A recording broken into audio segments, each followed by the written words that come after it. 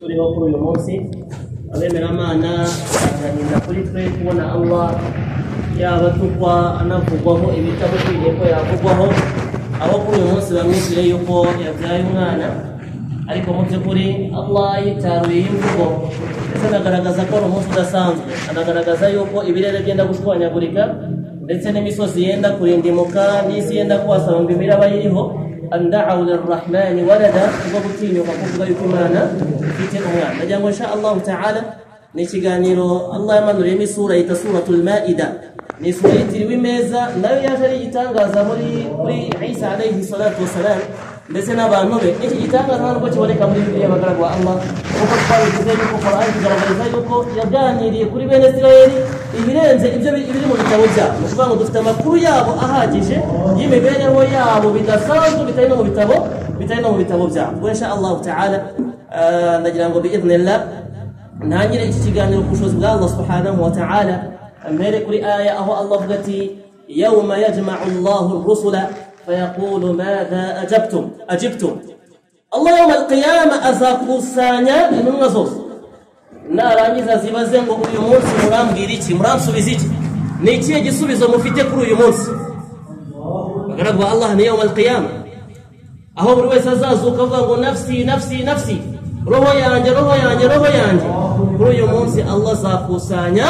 intumwa zose, nangiza zibaze ngo madha ajibtum, uyu munsi mugiye kunsubiza iki? Ese mwasoje ubutumwa? Abo nabatumyeho ibyo nabatumye nibyo mwatanze, cyangwa mwaragiye nyuma yaho murampimbira, cyangwa se nyuma yaho mwivugiye ibyanyu? Ibi Allah ari kubibaza kandi abizi bagaragu ba Allah. Nacyo gisubizo kizaturuka ku ndimi zose z'intumwa z'Imana kuri uwo munsi, bazasubiza bati qalu la ilma lana, nyagasani Imana rwose ntacyo tuzi turi buze kugusubiza kuri uyu munsi. Innaka anta allamul ghuyub, kuko byose urabizi, ni nawe mumenyi w'ibyihishe. Allah namara kubaza intumwa zose azahitamo intumwa imwe bari yaganira, ari nacyo kiganiro cyacu kuri uyu munsi. Allah ati idh qala Allah ya Isa ibn Maryam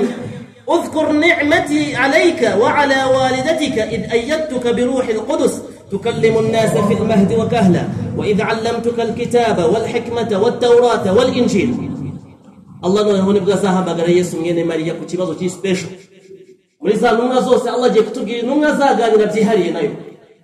الله زابيت يسوع يعني مريم. زيري كان نجابي نزاني نبوه ندقشه. Ibuka munema zanjye naguhaye ndetse nkanazihereza na mama wawe ukubyara. Ku nshuro ya mbere ubwo naguhuhagamo roho ntagatifu, ukabasha kuvugisha abantu ukiri uruhinja ruterurwa mu ngoto. Ibintu bitangaza bya Isa Allah atangiye kumwibutsa, wa idh allamtuka alkitaba walhikmata wattawrah, narangiza nakwigisha igitabo ukamenya gusobanukirwa ivanjiri mu buryo bwimbitse, ndetse ukanamenya na Taurat, igitabo cyari cyaramanuriwe Musa alayhi salatu wassalam. Allah komeza avuga ati wa idh takhluqu min at-tin kahay'ati bi'idhni wa idh takhluqu min at-tin kahay'ati at-tayr bi'idhni fatanfakhu fihi fatakunu tayran bi'idhni. Nanone kandi mu bindi bitangaza naguhaye kandi washoboye gukora, nubwo wafataga igitaka wanyuze ukakibumba. Ibi bagaragu Allah biri muri Qur'ani gusa uko nabibabwiye. Isa yafashe igitaka arakibumba, amaze kukibumba agihuhamo umwuka, ihinduka inyoni iraguruka. Ibi nibyo Allah arimo aramwibutsa mu bitangaza yaranzwe nabyo kiri ku isi. Allah komeza avuga ati wa tubri'ul akmaha, ubasha kuzibura ibipfamatwi, wal abrasa, ndetse si nibyo gusa unabasha kuvura abanyabibembe bi'idhni. Ibyo byose wabikoraga ku burenganzira bwanjye n'ubushake bwanjye. Allah akomeza atubwira ati wa idh tukhrijul mauta bi'idhni, n'igihe wazuraga bitabye Imana ububasha bwanjye n'uburenganzira bwanjye. Ibiracyari bitangaza Isa yagiye akora mu bihe bitandukanye. Allah aranje avuga ati wa idh kafaftu bani israila anka idh ji'tahum bil bayyinat, unibuke n'igihe twaguhishiraga igihe bene Israeli bari baje kukugira nabi, wangiza tukaguhishira ntibabasha kuba bakubona. Nibyagarukira aho ngaho bagaragu ba Allah, faqala alladhina kafaru in hadha illa sihrun mubin. Uko wakoraga ibi bitangaza mu bihe bitandukanye bene Isirayeli muri babandi bahakanye bari bari kumwe nawe bakomeje kuvuga ngo ubu ni uburozi bw'igendera bavugaga ko uburozi ibyo wakoraga nk'ibitangaza ntago babonaga ko ari ibitangaza gusa abo mwari kumwe kirya gihe baraguhinyuje ndetse banatangira kubyita uburozi wa idh awhaytu ila alhawariyina an aminu bi wa bi rasuli nanone kandi uzirikane ubwo twahishuriraga bene Isirayeli mu bigishwa bawe yuko bagomba kwemera Allah subhanahu wa ta'ala bakanemera n'intumwa twohereje ari we Isa alayhi salatu wasalam qalu amanna ubutumwa bubagezeho bose bavugiye barimwe bati mu by'ukuri twe turabemera Mana washhad bi annana muslimun kandi uhamya neza yuko twe turi abayisilamu turabicishije bugufi imbere y'amategeko y'Uwiteka Allah subhanahu wa ta'ala alhawariyun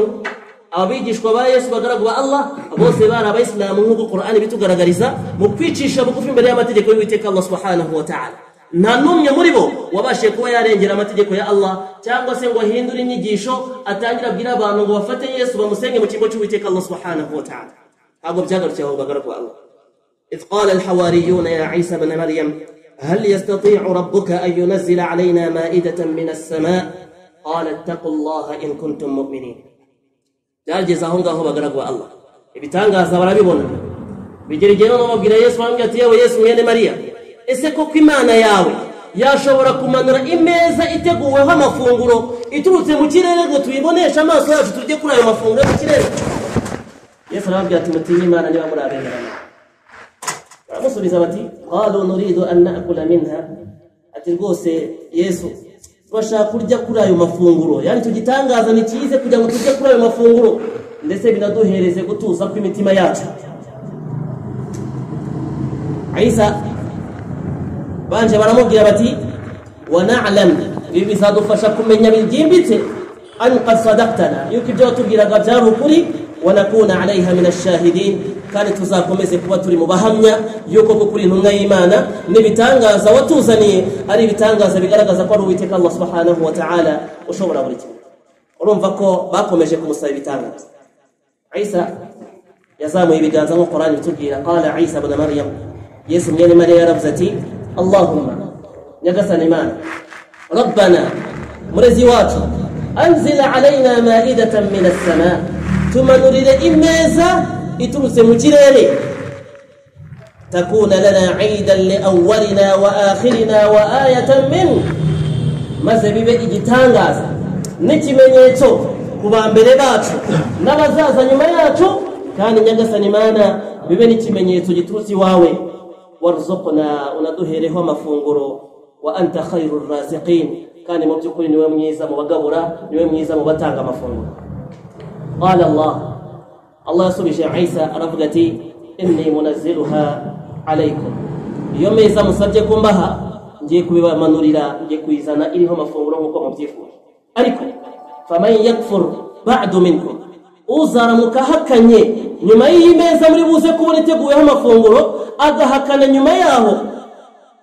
fa inni u'adhibuhu 'adhaban la u'adhibuhu ahadan min al'alamin amenye yuko nzamuhanisha ibihano ntigeze mpanisha uwo wese mubabaye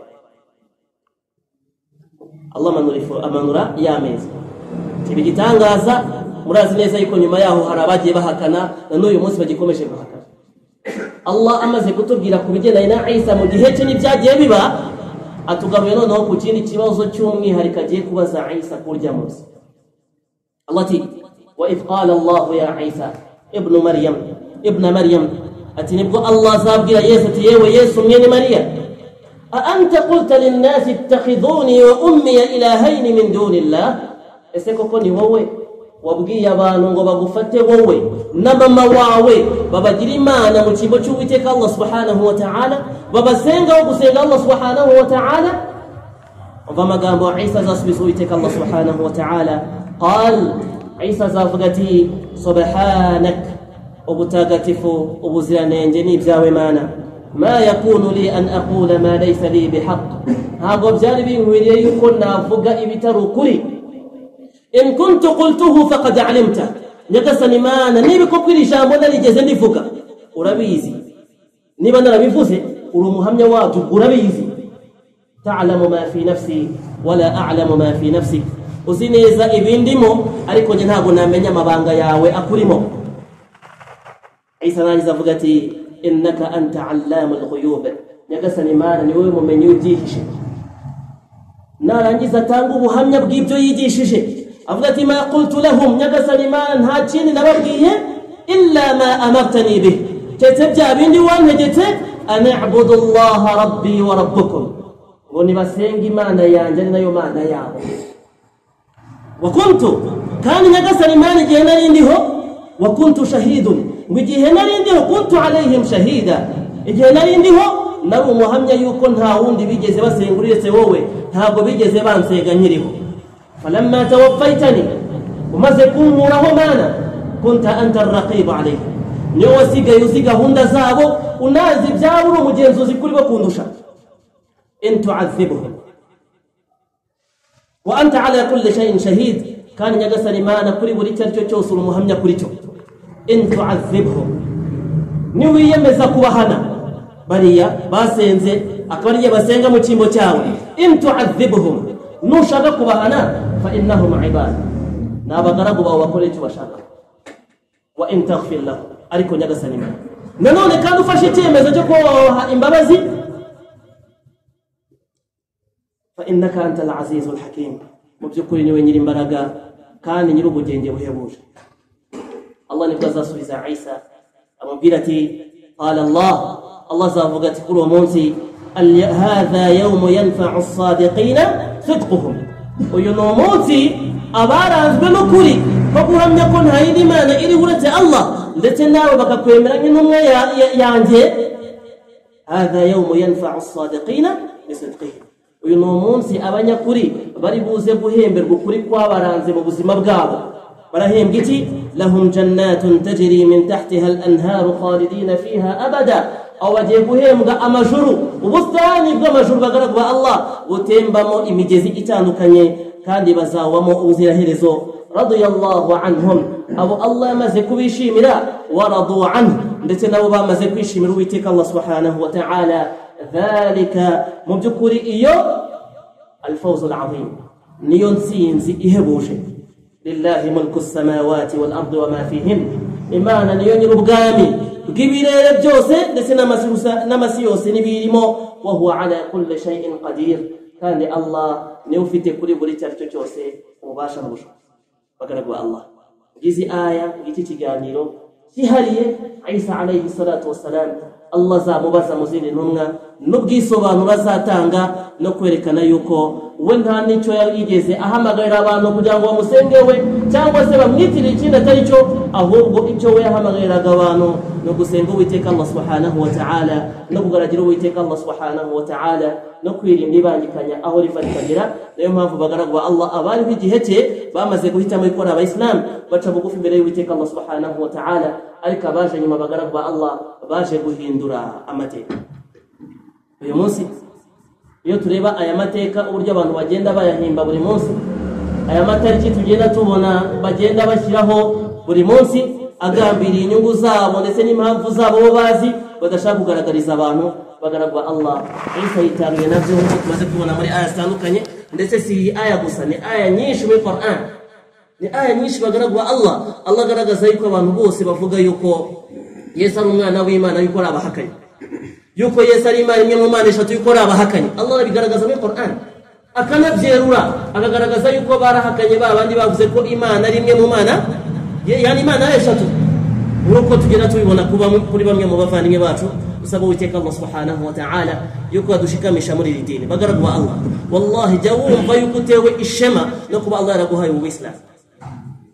Wallahi igihe cyose kuba udasenga ikigirwamana, kuba utagenda ngo wikubite imbere y'igishushanyo, kuba uvuga uti alhamdulillah, byibuze nanjye ndumwe mu babasha kumenya Allah, kandi si kubwanjye ni kubw'Uwiteka Allah subhanahu wa ta'ala. Nayo mpano ikomeye bagaragwa Allah, abantu bamara kwinjira muri aljanna mu magambo y'ibanze bazavuga bati alhamdulillahi alladhi hadana li hadha wama kunna linahtadiya lawla an hadana Allah. Bazavuga bati ntihashimye Allah subhanahu wa ta'ala, uwo tuyoboye iyi nzira, nta nubwo twari kuyoboka iyo Allah subhanahu wa ta'ala ataza kutuyoboka. Ntekereza yuko bagaragwa Allah ikiganiro cyumvikanye, biriya bitangaza byose Isa yakoze ntabwo ari kubwe,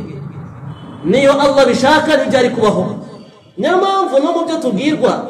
iyo barimo bagaragaza yuko ari ku musaraba uburyo yasabye, mwibuke amagambo yavugiyeho nubwo atari ukuri kubera ko Qur'an tubwira yuko atigeze abambwa ariko bavuga ngo bavuga yuko yatakambye agasaba ngo uze mukamiwa yasabye ngo iki ku musaraba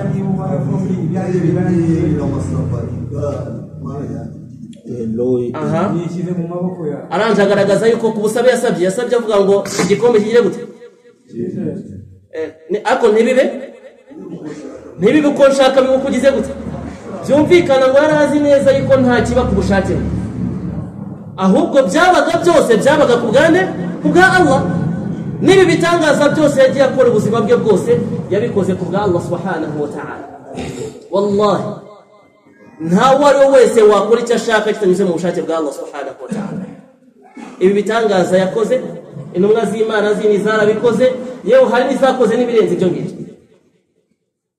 numva mu ncamake insha Allah ta'ala urayirwa rwibutso twibutse yuko mu kanya baada al-asr insha Allah hari muhadara turibuze kugezwaho n'abashekhe bacu bari buze kutuganiriza muri rusange bi'idhnillah tuze kuza kwitabira kugira ngo nanone bagerageze kongera kuri ibingi twatuvuze ni mu rwego kugira ngo turusheho kuba twareba uburyo agasabune karoho twagashaka byibuze muri benshi babangikanyije Allah kuri uyu munsi alhamdulillah turi muri bake barokotse tunaboneka no muri bake babashe gushimisha Allah kuri uyu munsi sizi byo vuga nabyumvikana bagaragu Allah uyu munsi gerageza ukore ibada zidasanzwe nta ibada yihariwe kuri uyu munsi ngo uvuge ngo ubikoze gutya ngo ni sunna oya ariko gerageza ukore ibyo ugomba gukora kandi byinshi kora atkari nyinshi sura abarwayi tanga sadaka gerageza ukore ibikorwa byinshi nibura mu gihe cy'uburakari bwa Allah kuri uyu munsi Allah be yakurebesha ijisho ry'imwe kubera ko hari ibikorwa wakoze bidasanzwe kuri uyu munsi asabwite Allah subhanahu wa ta'ala yuko adushyira muri babandi bakora ibikorwa byiza kandi bagaharanira kwitunganya